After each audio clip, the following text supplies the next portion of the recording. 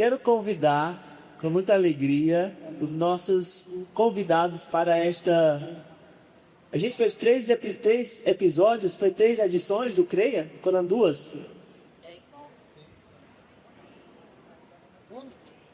Temporadas, foram 2 temporadas. Bom, 3ª temporada do CREA Podcast.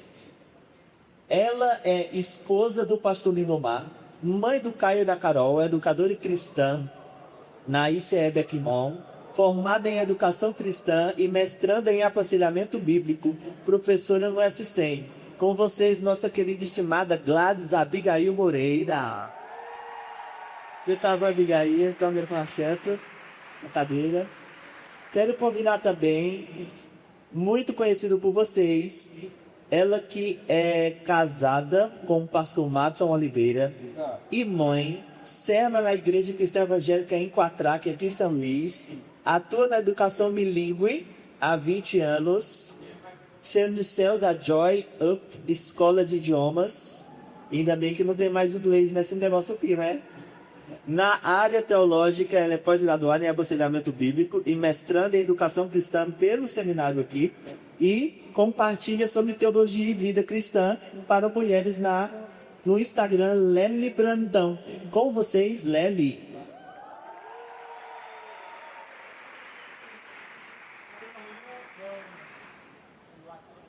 Claro também que nós queremos convidar ele, que é casado com a Lely Brandão, pai do Theo e da Alice, pastor da ICE Quatraque. Pode sentar na cadeira aí. Escritor e professor, conselheiro bíblico, parceiro da MAB Internacional e doutorando em Ministério Pastoral pelo Andrew Jump. Com vocês, Madison Oliveira. Ali. E nossos predetores da noite, quero convidar também Ana Paula, Sherlock Adams e o pastor Diego de Carlos.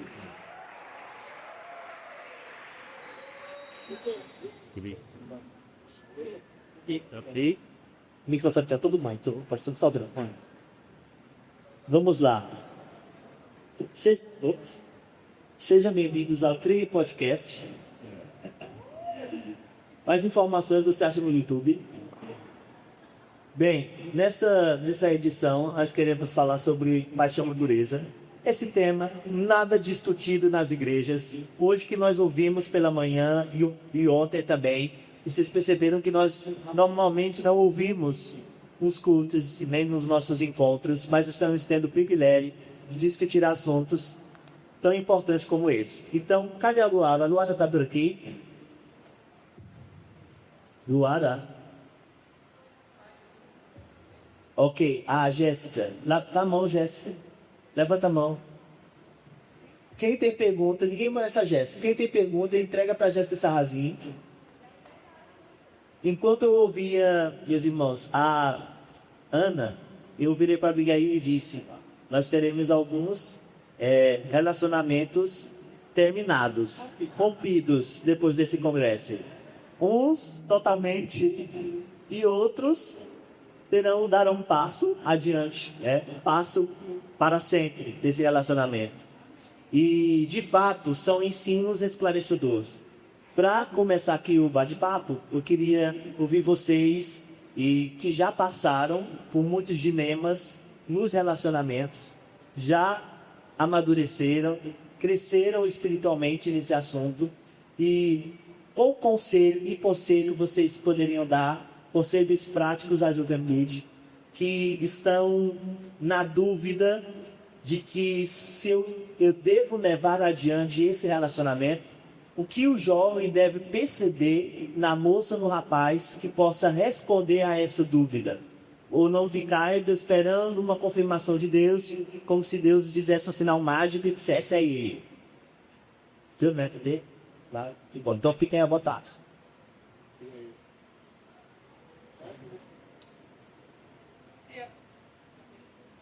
Bom dia, gente.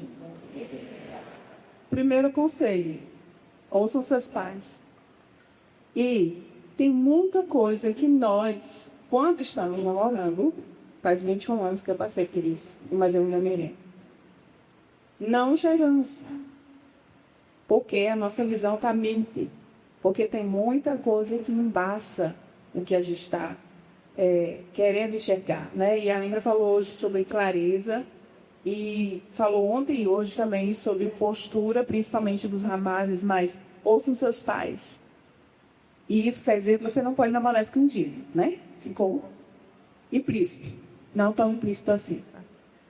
A primeira coisa que você deve fazer é conversar claramente com seus pais. E se você não tem pais cristãos, que eu sei que infelizmente é a realidade de alguns jovens nas nossas igrejas, conversem com pessoas maduras na igreja de vocês.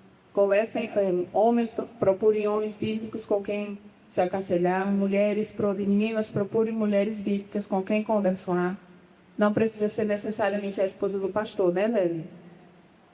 Pode ser outra irmã com quem você tem afinidade e que você veja claramente que ela tem um posicionamento bíblico a respeito de relacionamentos. E essa dica que a Ana deu hoje sobre as categorias dos relacionamentos, que são categorias bíblicas, isso explode a cabeça da gente quanto à clareza. A gente sabe onde nós estamos e o que nós devemos buscar.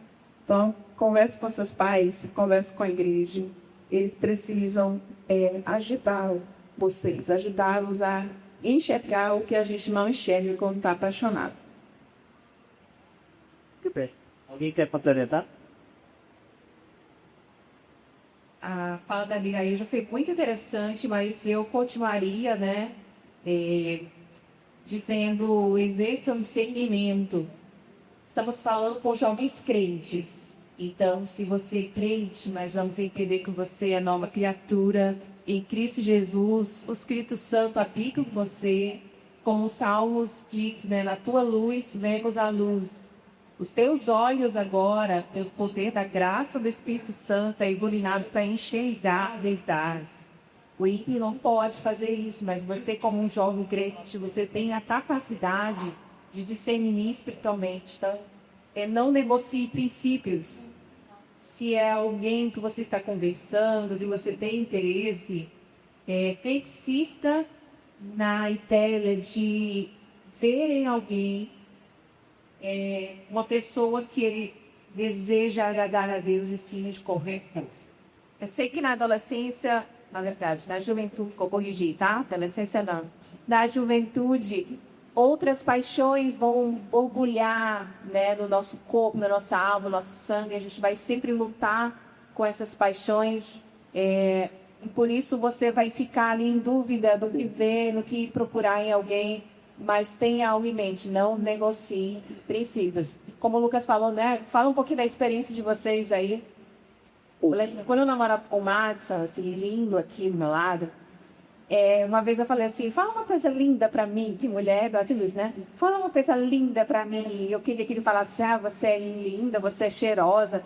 E ele falou assim, quando eu amar a Deus, eu vou te amar. E eu falei, sem graça. Declaração xoxa. Isso só fez sentido anos depois. Quando a minha oração foi assim, Senhor, faz o Madison amar mais o Senhor acima de qualquer coisa, porque assim eu sei que Ele vai me amar. Então, busquem alguém, busquem numa pessoa alguém que ama a Deus acima de toda coisa.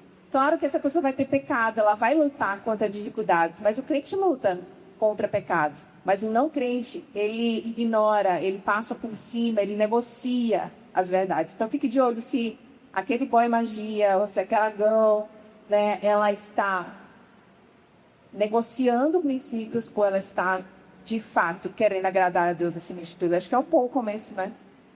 Isso mesmo. Vamos começar com as perguntas. Pode ser? Vamos lá. Ele chegou pergunta pesada, viu? Vamos começar de leve. Como vencer pensamentos de inferioridade e comparação?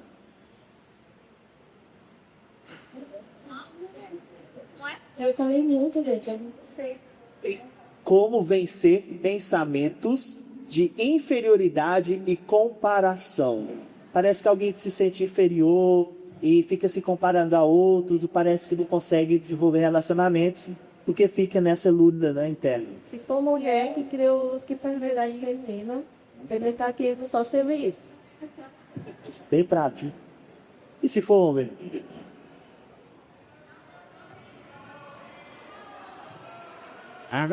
Tem que repetir. Oi? Quê? Dá pra ouvir? Ah, tá só no retorno meu. O meu. O meu dá para ouvir? Vocês ouviram o que eu falei? Eu disse que tem que ler. Se foi uma mulher que perguntou, é só ler Unidas contra a Rivalidade Feminina, porque tem um capítulo sobre isso. Aí eu falei que eu ia falar menos, que eu não falei não. Eu posso compartilhar alguma coisa que eu aprendi lendo Unidas contra a Rivalidade Feminina. Eu acho que essa pergunta tem a ver com a nossa identidade cristã. Dá para ouvir aí?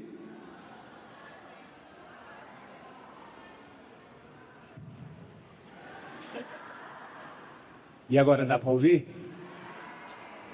Joia. Essa é uma pergunta que tem a ver com a identidade cristã. E é uma pergunta muito relevante, porque eu acho que é uma das maiores crises da igreja ocidental e brasileira. Quem nós somos, especialmente na era das mídias sociais, com tantas comparações e tantos rivais à identidade cristã, se colocando na prateleira para a gente escolher e comparar. Então, eu creio que a resposta é bem simples, mas não simplista. É você trabalhar na sua compreensão da identidade cristã em Cristo Jesus. Então, você precisa saber quem você é em Cristo e o que as Escrituras nos dizem que nós somos no Senhor. E todos os benefícios que nós temos por estarmos em Cristo. Uma ênfase muito forte do apóstolo Paulo. Então, no momento que você entende quem você é capaz, você entende a sua identidade no Senhor e você se torna intocável. Eu vou explicar o que eu quero dizer com intocável. Você só se deprime, só se ofende com comentários, ofensas, mentirosos, quando você tem uma perspectiva de si mesmo fraca e colocada no lugar errado. Uma vez que você entende quem você é em Cristo, não importa o que se fale ao seu respeito, você permanece seguro de si mesmo, porque você está em Cristo. O maior exemplo disso é Cristo Jesus. Nunca existiu no mundo um homem mais seguro, um ser mais seguro de si mesmo do que o Senhor Jesus. Eu vou dar apenas um exemplo. Em João capítulo 13, nós temos o famoso episódio do lava-pés, quando o Senhor Jesus lava os pés dos seus discípulos. Vocês todos certamente já leram e ouviram sobre esse episódio. Vocês lembram o que Jesus fez? Inclusive, ele lavou os pés para o próprio Judas, que viria a traí-lo. Ele sabia disso, mas ainda assim ele lavou. E você sabe também que o trabalho de lavar os pés naquele cenário de janta, de uma recepção, era algo comum na época, não havia nada novo. Sempre que você recebia convidados em sua casa, imagina, as ruas não eram pavimentadas, você tinha sandálias abertas, você chegava com os pés sujos, e pelo menos para mim é muito incômodo estar relaxado em casa com os pés sujos de areia. Então era comum um escravo da casa fazer esse trabalho. Porém, o dono do cenáculo provavelmente não era tão rico assim, não tinha um escravo para fazer o trabalho de lavar os pés. O balde estava lá no canto da parede, a toalha. Os discípulos sabiam que era costume alguém lavar os pés dos discípulos. Todos sabiam que alguém tinha que fazer o trabalho, mas ninguém quis fazer. Imagina o Pedro e João olhando, pensando, não vou lavar os pés de Pedro. Quando vou lavar os pés de João? De forma alguma, isso não é para mim, mas não tinha escravo para fazer. E Jesus percebeu isso, e eu imagino que esperou para ver o que aconteceria. Mas no início do texto, João diz o seguinte: Jesus, sabendo de onde veio e para onde iria.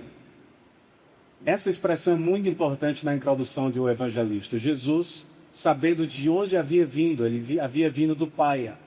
Ele sabia para onde ele estaria indo, para o Senhor, para o Pai, novamente. Se levanta, tira a roupa de cima, ou seja, ele fica vestido como um escravo e lava os pés dos discípulos. E isso não trouxe nenhuma ofensa à sua identidade. Ele não se sentiu menor, inferior do que ninguém, por fazer um trabalho de escravo. Sabe por quê? Porque ele sabia que havia vindo do Pai e que ele prestava contas ao Pai. Essa era a identidade dele. Então não importava se ele lavasse os pés de Judas, isso não ofenderia o seu ego, que o ego dele não estava na sua intelectualidade, não estava em que ele chamasse de mestre, de doutor, de nada disso. Estava em que ele sabia que pertencia ao Pai, quem ele era diante de Deus. Portanto, nós nos tornamos indestrutíveis. Nada disso vai nos ofender, se nós sabemos quem nós somos. Nenhum tipo de comentário desse tipo. Entendeu? Porque a nossa identidade está em Deus e Ele não deixa que nada a abale. Então, para mim, eu sei que foi um pouco longo demais aqui, mas eu acho que o remédio é volte para o fundamental e leia as Escrituras, prestando atenção no que ela fala a respeito de quem nós somos em Cristo. Muito bem. Me ouvem? Certo. Como tem muita pergunta, eu não vou fazer com que vocês todos falem, né, sobre a mesma coisa. Vamos ser mais dinâmicos. Então, essa aqui eu achei relevante. Então, vamos lá. O que fazer quando ao redor, deve ser das moças aqui, das mulheres, elas têm que lidar com muitos homens que são afeminados? Essa aqui tá... Essa menina é a cara do Madison, mas quando esse aqui. Go with Madison. É.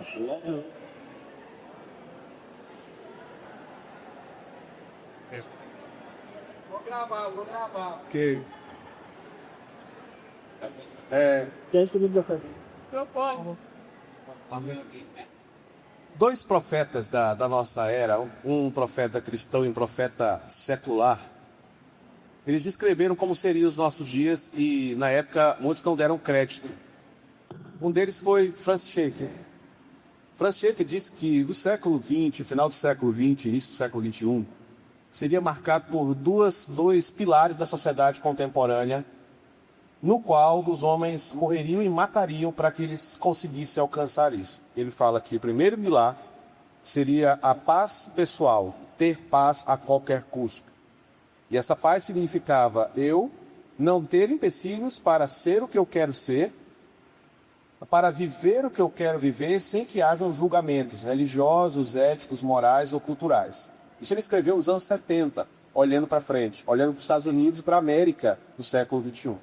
Então ele falou que a sociedade secular, adiante do seu tempo, faria de tudo para que os indivíduos tivessem a sensação de ter paz pessoal. Eu quero viver do meu jeito, ter paz, e não quero que as pessoas interfiram na minha escolha de identidade. O segundo pilar que Schaeffer descreveu foi a prosperidade. Ele falou que a sociedade secular viveria a qualquer custo o desejo de ser próspero. Nas emoções, nas finanças, nos relacionamentos. Quando ele escreve isso num livro chamado Verdadeira Espiritualidade, ele está mostrando a decadência moral da sociedade pós-cristã. E nós hoje vivemos isso. A sociedade secular, ela prega esses dois princípios sem falar abertamente sobre eles. A disforia de gênero como sendo a marca de uma geração é um exemplo da busca por paz pessoal. Pessoas que se acham no direito existencial de definirem o que são para os outros, sem que hajam parâmetros corretivos sobre a sua identidade. O adolescente rodeado de outros adolescentes que se identificam como pansexuais, bissexuais, não binários, cis ou qualquer outra definição, ele se acha no direito de escolher aquele caminho e na busca pela paz ele não aceita reprovações da igreja, do pastor, dos pais, porque ele se junta com os iguais. Nesse sentido, ele se agrega numa sociedade para serem prósperos, através da militância, através do engajamento virtual. O que isso reflete para nós crentes? Nós estamos lidando com uma geração pós-cristã que não dá ouvidos para o que a Bíblia diz, o que o pastor Diego acabou de falar. Portanto, quando nós cristãos pregamos um elemento de conduta, um elemento de mudança de coração, a sociedade pós-secular, pós-cristã, ela não aceita isso com clareza, porque eu quero a minha paz para ser quem eu sou. E aí dentro da igreja, alguns desses jovens vivem essa mente secular sem entender que estão secularizados. Como? Homens que desde jovens, desde adolescentes, crianças, jovens e adultos, não entendem o perfil da masculinidade bíblica e preferem viver a cultura do seu tempo. Então, se todos os meus colegas da escola não são gays, mas eles também não são declaradamente masculinos, porque a nossa sociedade, que é outro profeta que eu vou falar, não aceita extremos, eu posso ser desse jeito na igreja. E é isso que explica o tanto de jovens, adultos na igreja, como a sexualidade indefluída. O outro profeta secular, um cara chamado Zygmunt Bauman, ele falou que a sociedade do século XXI seria uma sociedade plastificada, onde as aparências seriam mais importantes do que a posse. Citando um poeta do início do século, ele disse assim: vale mais o que eu aparento ser do que o que eu tenho de verdade. Nessa condição, se eu aparento ser legal para os meus colegas da faculdade, da escola, eu não sou o careta crente que reprova os comportamentos efeminados. Se eu aparento ser legal, eu vou ser aceito porque essa sociedade plastificada, ou seja, a sociedade que apresenta o lado bom de tudo. Nós estamos vendo um discurso nas mídias do lado bom de uma guerra que está acontecendo do lado do mundo. Estamos vendo pessoas defendendo direitos de terroristas como sendo algo louvável para uma sociedade em guerra. Dessa sociedade, então, ela traz um outro problema para a igreja. Os nossos jovens preferem se identificar com os parâmetros plastificados seculares do que com os extremos bíblicos. Como a Ana Paula falou, clareza é um dos pilares da vida com Deus. O nosso Senhor, ele define a nossa sexualidade, a nossa espiritualidade, a nossa conduta em extremos. Nós começamos a criar meios termos para aquilo que Deus exige de nós. Se nós lermos o Antigo Testamento, Deus é um Deus dos extremos. Ou são seus filhos, ou são seus inimigos. Ou andam com ele, ou são reprovados diante dele. Qual é o problema disso tudo para a pergunta do Lucas? Nós temos uma juventude inteira, uma geração inteira de jovens que prefere se nivelar com a sociedade pós-cristã e não se nivelar pela sociedade cristã. E nisso, como é que a gente se comporta, que é o começo da pergunta? Nós deveríamos, a começar em nós, das nossas igrejas, dos pequenos grupos, nos diálogos, entender, como James Smith falou no livro Como Não Ser um Secular, um Cristão Secular, é entender que se eu negocio esses princípios, eu não estou negociando apenas a minha sexualidade, eu estou negociando a minha caminhada com o Senhor. Então, se eu sou um jovem efeminado, quando a Bíblia me chama para ser não apenas homem, mas macho, lá em Gênesis, eu estou negociando o princípio do escreve do Senhor, e eu estou envergonhando o Evangelho. Então, pastor, como é que a gente vive assim? Como é que eu vivo no meio de um monte de gente efeminado? Teve um pastor aqui em São Luís, o Mário vai lembrar disso aí, pregando numa conferência para jovens, ele falou assim: Senhor, repreende o espírito que está aviadando os nossos jovens na igreja. E esse pastor fez sucesso, ele falou isso, né? Como é que eu lido com isso na prática? É entendendo que desde cedo, nossos meninos devem ser ensinados a ser homens e machos, mas não como os legendários, aquilo lá é uma bobagem, esqueça isso. Aquilo lá não é masculinidade bíblica. E nem montar uma arena de UFC na sua igreja, fumar charuto, beber uísque e botar os irmãos para brigarem como se isso fosse masculinidade. Não, esses extremos são extremos pecaminosos. Os nossos extremos são bíblicos. Os parâmetros que o Senhor nos deu. Quando a gente aplica isso na prática, a gente começa a receber que não dá para caminhar com a sociedade pós-cristã. Temos que caminhar com a Escritura. Muito bem. Vamos lá, mais uma pergunta. Como dar sinais que estou interessada sem parecer fácil?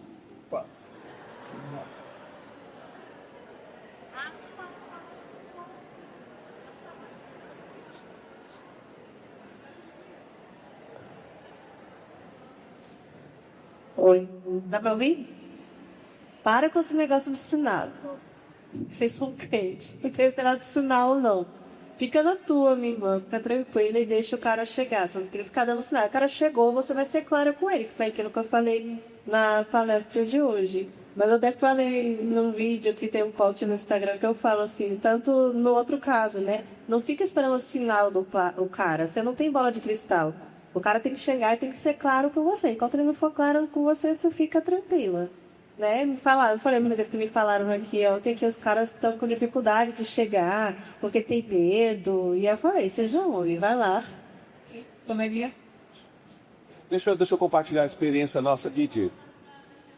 Não, eu acho assim, eu queria que a minha esposa deixasse os irmãos dar um sinalzinho. Sorriso. Qual o sorriso?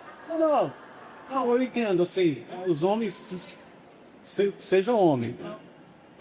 Depois a gente vai falar sobre isso, mas tem muito, assim, a gente está numa outra crise de uma geração de homens meninos na igreja, mas depois a gente fala sobre isso. Mas as irmãs, sorrisinho. E geralmente, ninguém acredita na gente, pessoal, mas homem, eu sou cearense, então eu sou nordestino, eu acho que vocês vão me entender. Homem é abestado. Na maior parte do tempo, a gente não está fingindo ser abestado, a gente é abestado. Então, às vezes, tem uma irmãzinha que está afim, ele, talvez abestado, também quer, mas entendeu? Eu seja um homem nessa hora, mas, sorrisinho, olha, seja simpática, porque senão aí também você vai vir, né? Gentil. Ser educado, você não está falando dar uma indireta, de dar. Deu uma diretinha. Oi sumido. Era aquela oi sumido, mais Senhor e tal. Deixa eu dar um exemplo, né? Porque isso aí. Viu, Lucas? Lely aplicou isso aí na prática há muitos anos atrás. Né? Quando nós nos conhecemos, eu tinha recém voltado para o Maranhão, tínhamos amigos em comum, e aí nós nos conhecemos. Aí, cara, foi aquela coisa, eu tenho uma heresia particular que eu carrego. Eu acredito que Deus liga vidas antes mesmo da nossa existência. E aí eu defendo muito isso aí, cara. E aí o que acontece? Deus havia no seu livro escrito que um dia eu iria encontrar com esta bela morena. Só que aí, né, eu lá e tal, acostumada a ser o bonitão e tal, aquela coisa toda, já quis me aproximar dela de um jeito errado, igual a Ana falou, já fiz. E aí nós saímos para lanchar e tudo mais, né, aquela aproximação, eu pensei, poxa, eu vou terminar a noite com chave de ouro, dando umas mintoquinhas nessa morena para ver o que dá, né. E aí eu tinha um carro esporte, era legal, me achava o cara, deixei ela na porta de carro, não, mas aí é que tá, pois era fácil, né, mas cheguei na porta da casa dela, depois do nosso date, e aí eu pronto, aquele música baixinho, catedral tocando bem baixinho ali, né, aquela... Amor verdadeiro, tocando bem baixinho, tá? Ela já E aí eu pensei que ia rolar pelo menos aquele beijinho de boa noite, né? E ela falou assim, na hora que eu cheguei, sabe, aquela coisa, botei o mentes pra ficar aquele alho de gostoso e tal. Quando eu fui chegando perto dela lá, olha o sinal que ela deu, pastor. Cara, eu sou crente. Pra namorar comigo, pra me deixar namorar comigo, tem que fazer do jeito que a Bíblia manda. Você tem que conversar com o meu pastor, com minha mãe, aí depois você vai desfrutar desse jardim fechado aqui de Pentavos. Aí vale a pena. Cara, eu saí ilustrado, cara. Eu gastei mó dinheiro com esse lanche, gastei isso tudo. Mas sabe o que acontece? De todas as meninas que na época eu conheci, eu falei, essa aqui finalmente é cara da minha cara, é essa que é uma crente. No outro dia cedo, não sei então que a gente trabalhava o dia todo, quando a gente chegou lá no trabalho, eu parei o carro na porta do trabalho dela para esperá-la, comprei um buquê de flores, eu acho, agora eu não lembro o detalhe do buquê. Mas eu esperei ela na porta do trabalho dela, nós trabalhávamos perto. Quando ela chegou, minha menina falou assim, quer namorar comigo? E aí nós começamos a namorar naquele dia. Pouco tempo depois a gente casou. Qual foi o sinal que ela deu? Apesar de estar rolando essa química, um moreno desse irresistível, existe um parâmetro. O parâmetro é eu sou crente. Se você quiser alguma coisa séria com uma menina crente, vamos fazer isso muito certo. E é por isso que eu falo, nós estamos casados há 17 anos. Já enfrentamos crises como todos os casais enfrentam. Mas quando a gente faz a coisa do jeito certo, até as dificuldades são superadas pelo jeito certo. Então, ela é um exemplo de um sinal. Aceita sair com um cara, né? Aceita sair, mas não ultrapasse o princípio da sua vida cristã pela necessidade. A Ana falou aqui, né? Tem mulher, aqui no Nordeste, pastor, tem um ditado assim, quando a mulher vai ficando mais velha, ela começa a usar versículos bíblicos para explicar a sua vida emocional, né? E tem aquele estágio final que é aquele que vem a mim, de modo algum lançarei fora. Não faça isso, cara, não faça. Sejam como leve. Oi. Ainda sobre sinais, a Ana até falou que o sinal de vocês perceberam, foi externo, né? Foi uma seguidora que deu sinal para vocês, né? E falando de sinais, às vezes entre os jovens, entre grupo, há alguém que percebe que aquele casal tem uma afinidade, tem algo entre eles que poderiam se desenvolver bem e chegar a um relacionamento saudável, né? Um casamento. O próprio pastor da igreja, ou um amigo mesmo, um amigo do rapaz ou da moça. Eu casei por causa de um sinal também. Por exemplo, eu era recém-chegado na igreja de São Raimundo Nonato, em que o Ebel tinha ido para Teresina. Quando eu retorno para São Raimundo, Valéria já era convertida, estava lá nessa igreja. Eu não vim conhecer ela quando eu voltei. E um tio meu que congregava na mesma igreja, do nada, sem evidência nenhuma, ele virou para mim e disse assim, ele me chamou pelo apelido, né? Nego, a Valéria tá afim de ti. Aí eu disse assim, Era, Val? não é que não. Aí eu disse assim, tem certeza que tem? Que já viu como é que ela olha para ti? Presta atenção, fica de olho. Aí eu fiquei com aquilo na cabeça. Isso me deu uma coragem, que nas primeiras vezes depois disso que eu vi Valéria, eu já fui nela totalmente diferente. E por aquela palavra, e aí ganhamos fora, né? Não ganhei. E aí, pelaquela palavra, a gente desenvolveu um relacionamento que durou e gerou um casamento. Então, o que eu quero dizer é que você está esperando um sinal milagroso, não vai vir. Tem pessoas, evidências que estão na sua cara, escancarado, dizendo para você, cai fora e não vai dar certo. Enquanto tem outras pessoas, os pais, pastores, a igreja, amigos, dizendo para você, olha ali, ora, vai conversar, quem sabe está ali o amor da sua vida, o pai dos filhos e a mãe dos seus filhos, né? A vida é assim. Vamos lá. Hoje em dia, os homens são bem indecisos e não querem apenas uma. Homem não está fazendo pergunta aqui, não, gente. Nenhum homem fez uma pergunta aqui, não. Oração ou separação? Fácil esse aqui, tá? E aí? Separação. O homem que não quer apenas uma mulher, essa pergunta? Porque fica aquela isso, indecisão. E ele tá ali conversando com uma, tá ali com uma amizade com outra. Tem um sentimento nesse contexto de paquerosidade muito comum, você estar muito confortável, ter satisfação com essa troca, né? Com esse relacionamento íntimo com muitas pessoas.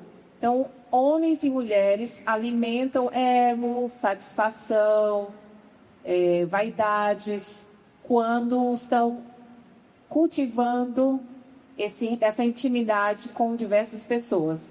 Ou seja, é legal ter alguém te admirando, é legal ter alguém te mandando mensagem. Então, para ambos os sexos, né? Isso é muito comum. Agora, existe uma diferença disso ser comum e isso ser correto e bíblico. Então, se você percebe que um homem ele está se sentindo muito bem, com o seu ego muito inflado, tendo satisfação porque ele está de conversinha com muitas mulheres, isso está dando um sinal muito claro que esse homem está totalmente distante da palavra, distante do propósito. Ele não quer relacionamento sério com nenhuma dessas pessoas e esse homem não é para você. Está bem claro. Então, se o homem quer muitas mulheres, esse homem está distantíssimo da verdade da palavra. E se ele quer muitas mulheres, ele nem quer você. né? Ele quer você só para ser mais uma, só para ser mais um objeto de satisfação, ou mais um fica, alguma coisa desse tipo. Então, se você está diante de um homem que está nesse perfil aí, brincando de Salomão nos últimos dias de vida, cai fora, né? Nem perde tempo evangelizando, né? Porque essa não é tudo o papel. Cai fora, porque ele está mostrando que ele está distantíssimo do propósito de um relacionamento saudável, comprometido e bíblico com alguém. Última pergunta, eu guardei as outras para a noite, tá bom? Não vai dar tempo para tudo. À noite tem mais. E rapazes, por favor, representem. Façam perguntas também. Como distinguir passividade e esperar em Deus diante de uma vida amorosa? Aqui eu entendi, a pessoa está ali numa conversa, num relacionamento, mas está ali na dúvida se aquilo é esse relacionamento que não vinha, o que não avança, está lidando com uma passividade da outra pessoa e aquele discurso de eu estou esperando em Deus. Como distinguir isso? Responde. Bota aqui. Não sei. Eu sei que a gente gosta de respostas rápidas e simples, mas na vida cristã nem tudo é assim, ou quase nada é assim. Então, a gente vive o princípio da palavra de Deus, há vários princípios, especialmente na área de relacionamentos, que a gente deve pesar e avaliar na base de sabedoria e oração do Espírito Santo. Eu acho que essa sabedoria é mediada, assim, através dos nossos pais, sendo crentes em especial, nossos líderes espirituais e amigos maduros, ou cristãos maduros ao nosso redor, e, obviamente, o nosso andar com o Senhor na oração e na palavra. Isso é verdade para esse assunto em específico. Né? É difícil, a gente não tem uma forma de falar, olha, você tem que esperar um pouco mais, ou não, vai adiante e tenta, né, dar um checkmate e resolver esse negócio agora. Não funciona bem assim. Tem gente que começa a conversar essa semana que vem, já está noivo, casa, ele tem 50 anos de casamento extremamente felizes. Outros se precipitam e tem um desastre pela frente. Outros precisam de mais tempo para avaliar. Então, entende o que eu estou querendo dizer? Não é tão simples mesmo, eu sei disso. Agora, sem idealizar as coisas demais. Às vezes a gente tenta espiritualizar algumas coisas que as escrituras não esperam que a gente faça. Por exemplo, o caso da pergunta anterior. Se você tem alguém, um homem, um jovem, que vive se autentinando através de iludir várias meninas na igreja, óbvio que isso não é um comportamento do crente, não é um comportamento cristão, bíblico. Você não se engane achando que ele vai mudar depois de casar. Então, infelizmente, a gente tem muitos casos de casamentos frustrados e no ministério a gente escuta, especialmente as irmãs falando, olha, mas eu não sabia que era assim. Mas o pastor conheceu quando eles estavam namorando, se conhecendo depois, e podem atestar que dava para saber que seria assim. Mas entrou naquela falácia de que quando o casaco muda, conheça o caráter dele e dela, antes de começar um relacionamento, sequer de aproximação ou de namoro. E comece a namorar sabendo do caráter dessa pessoa, é crente, é assim que ele se comporta com o sexo oposto, é assim que ele lida com a oração, com a palavra de Deus, com as lideranças, e progrida nesse relacionamento avaliando todas essas coisas, porque isso provavelmente vai se refletir no casamento. E o contrário também é verdadeiro. Se ele não demonstra nada disso durante essa fase do conhecimento, depois dificilmente, estou dizendo que não vai mudar, mais de uma vez, não é regra, coisa 2:4, mas dificilmente isso também não vai mudar. Então, seja sábio, ore ao Senhor, faça como o Tiago nos aconselhou, ore a Deus que tem essa sabedoria divina, ouça seus líderes, converse com seus líderes, converse com seus amigos cristãos maduros, avalie se é hora de chegar próximo e olha, e aí, vamos adiante ou não, mas chegue nesse ponto, faça. Se é para esperar, espere um pouco mais. Mas, enfim, infelizmente não tem uma resposta mais matemática. Eu tenho um pouquinho assim, sem pergunta. Dependendo do tempo que você está conversando e não está tendo clareza, está nessa passividade, você pergunta. eu acho que isso não é tomar iniciativa. Eu não vejo isso da parte da mulher como tomar iniciativa, sabe? Mas assim, já está conversando, já está há um tempo aí que, como o Diego falou, não é claro, não tem uma regra, 3 meses, 6 meses, 1 mês. Mas assim, você já está vendo que a coisa está intensa. Eu não vejo, é pessoal, tá? Um problema de, se for você mulher em relação ao rapaz, de você perguntar, a gente está conversando há um tempão, o que está acontecendo aqui? Eu não entendo como iniciativa, mas o que está acontecendo aqui entre a gente? Porque eu já vi caso na hora que a menina pergunta, nada, não está acontecendo nada, a gente é só amigo. Aí já pensou? Aí sai, então tá bom, eu não quero amigo assim não, tchau. Ana, eu também já vi o contrário, viu? A moça e o rapaz estão conversando, e o cara tá cheio de inseguranças, todas as intenções que aquilo chegue ao namoro, no mínimo. E aí ele de repente, sim, e aí? Eu estou cheio de intenções com você. E a garota disse, não, você confundiu, era sua amizade. Tá vendo, gente? Agora é bom que tem os homens para defenderem vocês aqui. Eu ia falar exatamente isso. A gente não está lidando com pessoas que não sabem se comunicar. Então, não precisa ser um mistério, um jogo sem palavras, só de enigmas corporais. Não, né? Você abre a boca e fala, e comunica, e pergunta, né? Achei interessante um testemunho recente de 2 pessoas que noivaram alguns meses atrás, e o rapaz tomou a iniciativa e falou assim, eu gosto de você. E eu quero casar um dia com a minha melhor amiga. Você aceita ser minha amiga? Olha o pedido, né? Muito inteligente. Vou repetir, só para ensinar os rapazes. Ele falou assim, eu vou casar com a minha melhor amiga. Eu gostei de você. Você aceita ser minha amiga? Ele estava convidando aquela irmã a uma amizade, a conhecer. E depois, atenção, e depois que eles caminharam juntos, e aí, de novo, gente, não precisa ficar só no enigma misterioso, corporal, não, palavras.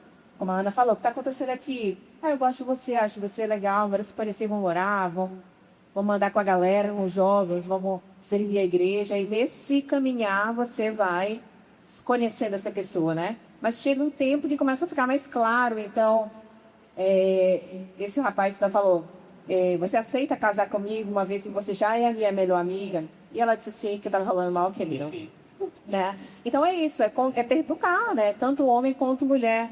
E aí, se a resposta é não, isso para mim é como qualquer outro. Outra coisa, né, que depois desse congresso, Lélia, vai acontecer muito. Perguntas. Não se espante se daqui a pouco começar a chegar as perguntas. E aí, isso aqui é o quê? Que intenção é que você quer? Vai girar. Isso aqui é a maioria. É amestado, que nem o pastor falou. Minha esposa, ainda bem que ela não me largou, no namoro ela perguntou, amor, você vai ser meu melhor amigo? E eu disse, é claro que não. Eu sou seu marido, que negócio de amiga é esse? Que burro eu era, entendeu? Que imaturo eu era. Porque só depois eu fui entender que eu tenho que ser, sou eu, o melhor amigo para ela, e vice-versa. Mas às vezes a gente ainda está no nível do abestado, né? Às vezes releva, porque pode ser que ele vai amadurecer mais um pouquinho e vai entender o processo, né? Gente, dá tempo, viu? Dá para ter mais uma. E essa daqui vai para os casados que estão aqui de plantão. Vamos lá. Como casais cristãos podem manter a chama da paixão acesa e ao mesmo tempo viver a pureza, não só física, mas também emocional e espiritual dentro do casamento? O casado há mais tempo. Abigail. Sou eu, mas eu tô sozinha. Vai lá. A Eliot fala no livro Paixão e Pureza que o casamento ele não é sustentado pela paixão, é pelo amor constante. E o amor constante não é uma coisa que acontece de uma vez por todas. Não é a salvação é de uma vez por todas. O amor constante não, é diário. É diário. Isso não significa que não haverão problemas. Sim, como o pastor Márcio falou, muitos. Sempre há. Mas o amor constante faz com que esses problemas não sejam o fim. Pausa dramática agora para chegar, Eduardo. Então, manter essa paixão não deve ser o seu objetivo depois de casar. O seu objetivo depois de casar deve ser o amor constante. O amor constante, diário. Tem alguém que eu não me lembro quem é, mas lá em casa virou um mantra para Lindomar e para mim. A gente acorda, olha um do outro, dizendo, eu vou amar esse miserável só hoje. Só por hoje. E ele diz a mesma coisa para mim. Só por hoje eu vou te amar, eu sou miserável. Tá bom, todo dia a gente diz isso, então tem 21 anos rolando esse negócio aí. E eu espero que vá até Cristo volte ou eu morrer primeiro, que esse é o acordo. Então, o amor constante deve ser o objetivo, não a paixão. Não é a paixão que vai sustentar o seu casamento. Contudo, Deus nos criou para sermos, nos criou como seres inteiros.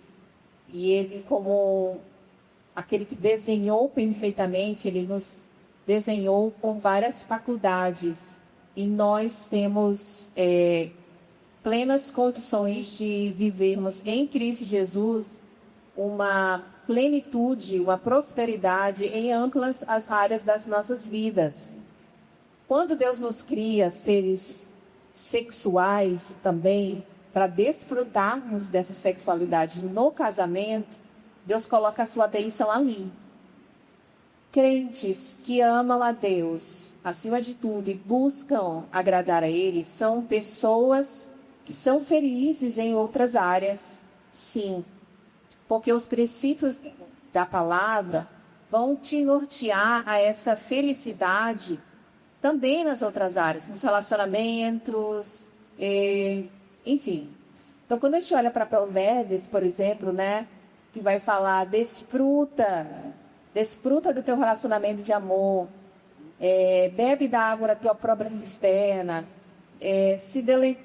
tenha deleite no seu cônjuge. Nós vamos ver que, biblicamente, a intenção do Criador é que haja felicidade plena entre duas pessoas que amam a Ele acima de tudo. Por isso, antes do matrimônio, não.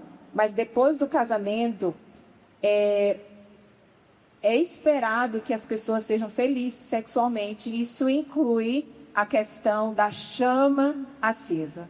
Gente, quando a gente está lapidando o nosso caráter cristão dia após dia, nós vamos aprender verdadeiramente o que é amar uma pessoa exclusivamente.